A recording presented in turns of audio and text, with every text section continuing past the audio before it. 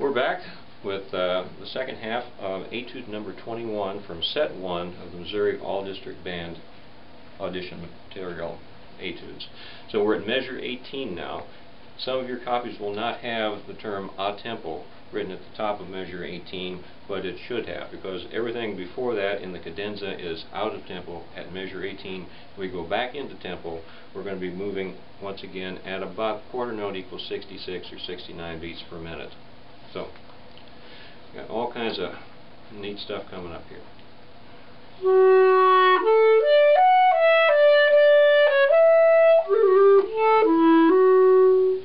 Okay, we have a turn there.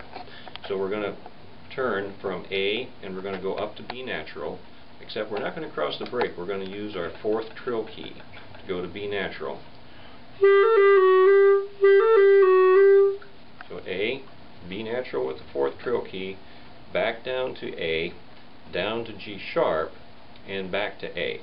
If you take that turn sign and just superimpose it, starting on that A, you'll see it goes A, B, A, down to G sharp, and back to A. So that's what that turn sign means.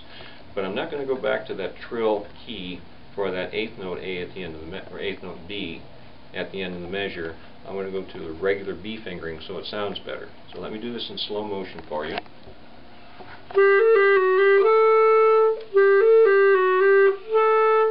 That's a big reach up there to get to that B trill key. That is the trill key, A to B. Okay, and for the most part, pretty much most of you probably haven't used that key yet, at least not intentionally. So that's what that key is for. That goes from A to B.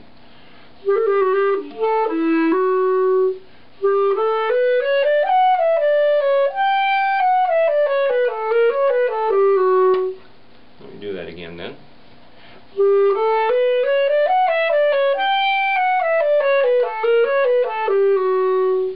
That passage gets a little messy in measure 21.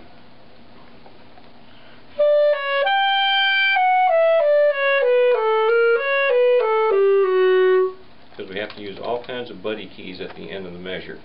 So as we come down, that D sharp carries through the measure, so go ahead and mark that D sharp on beat 3. It's D sharp, C sharp is going to have to be over here on the left. Next note is B natural. The B natural will be on the right. Then B sharp, fingers the same as C, and you need to put that B sharp over here on the left to get ready to play the D sharp on the right once again. So I'm going to start on beat 3 and measure, what was it, 21.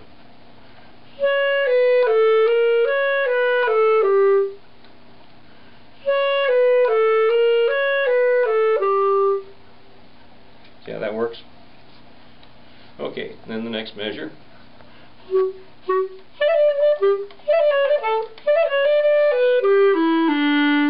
Okay, I'm putting in 2 flips on the trills.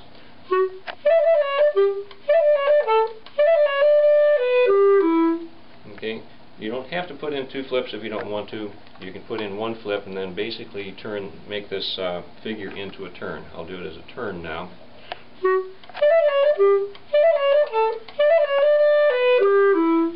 Okay, you'll have to decide what you think is most comfortable for you, or what you think is most appropriate.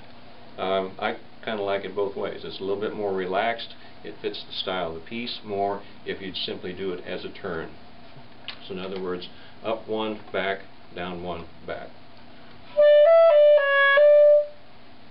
E, F sharp, E, D sharp, E. So either way works. Rose wrote a turn there, or a trill there, so whatever. Okay, measure 23. At the end of measure 23, there's a little misprint there. You should have a slur sign over your 5 pickup notes.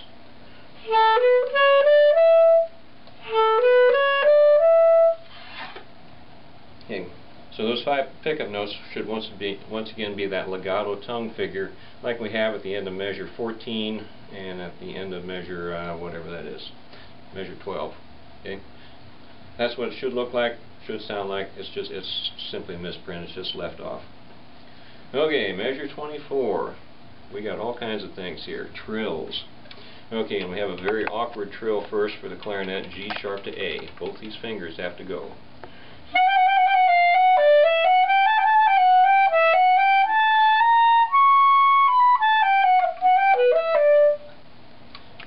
So G sharp to A. And at the end of the trill it goes down to an F double sharp, so that's going to finger just like your regular G. Trill down to regular G or F double sharp, and back to G sharp, and then go on up to A, and that's going to trill from A to B natural.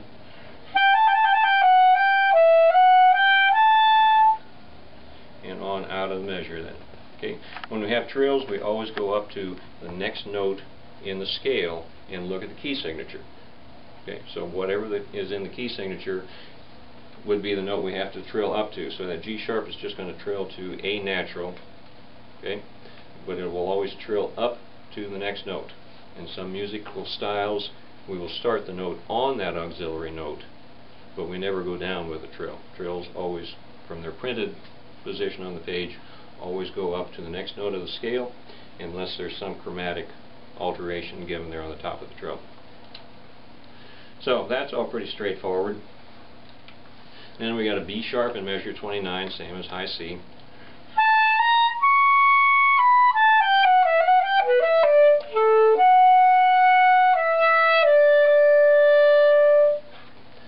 Okay, and then there's a little retard that you can put right there because that's kind of the end of the whole middle section of the piece.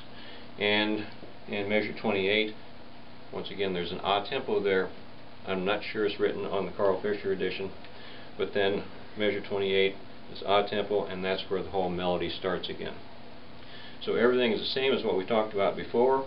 Measure 30 is where I said that turn was. That's the same thing we had back up in measure 3 going. Okay.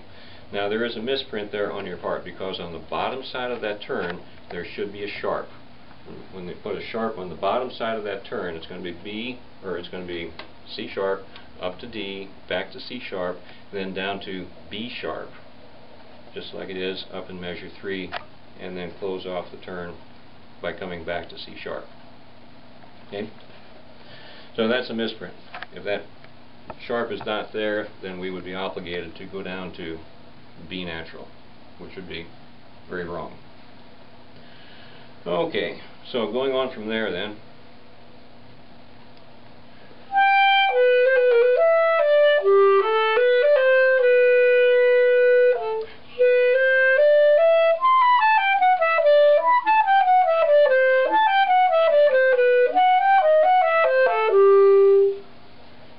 Okay, that was on there, and I ignored a right C sharp there in measure 33, so I'm going to go back and do that again. Actually, I'll start at measure 28 in this whole second half here.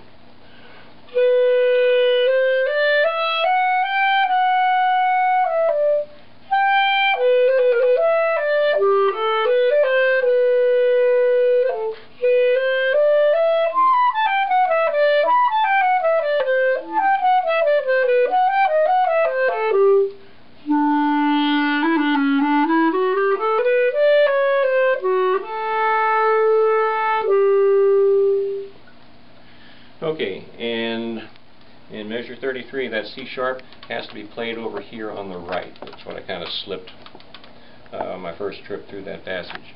That C sharp has to be played on the right because it then sets up the G sharp, which can only be played on the left. So I'll do that measure from the beginning.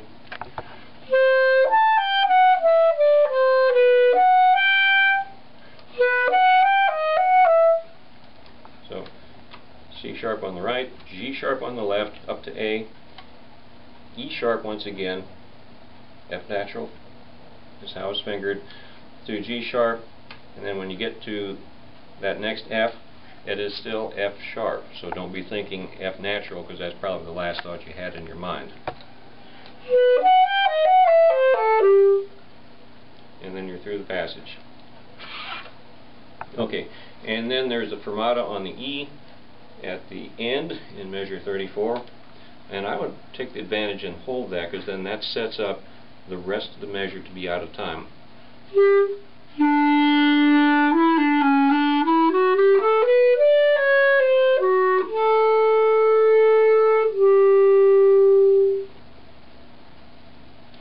Okay, and then we're done. So, I hope this has been of some help to you. As you watch the video, stop it, figure out what you're doing, start it up again. This is on YouTube. I'm going to have to reduce the quality of the recording just to get this much time on YouTube, even with splitting up the Etude into 2 pieces. Clarinets don't sound good on YouTube, especially when they're playing solo, no piano. So, pardon the quality of the recording, but perhaps there's some things here, that can help you out. Thank you, good luck, and if you need to contact me, email me. It's the best way to find me, and my email is gai@ucmo.edu.